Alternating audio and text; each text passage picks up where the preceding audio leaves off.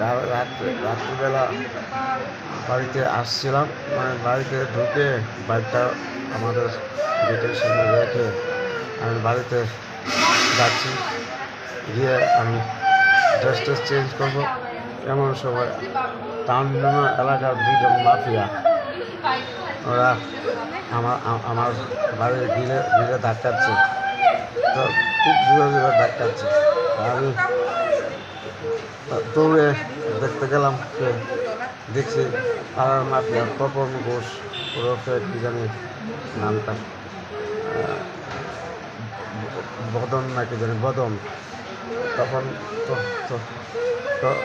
ওর বাবা স্বপন ঘোষ, আর ওর বদন ওর নাম। আর টার্মিনালের নতুন মাফিয়া বোঝাচ্ছে আর কি, ও আর ওর ভাই। তো ওর মা পুরো ফ্যামিলি, মানে ওর বাবা না, ওর বাবা ভালো। তো ওদের সঙ্গে আমার কোনো রিলেশন নেই। তা আমি বলছি, আরে এইভাবে ধাক্কাচ্ছিস কেন? তো আমি খুলছি দরজা, যে আমি গেটটা খুললাম অতর্কিত হামলা করে দিল। মানে তার বাড়িতে নাকি কে কে কে বা কারা ঢিল মেরেছে।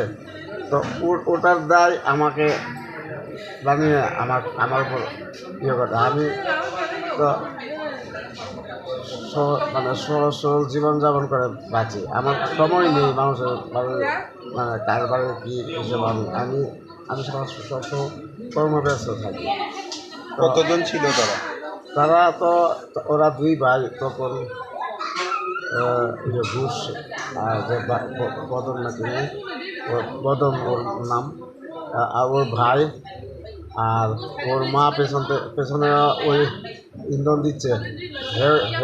ওই হতে পারে, মানে ভিড়ের আওয়াজ শুনেছে বলে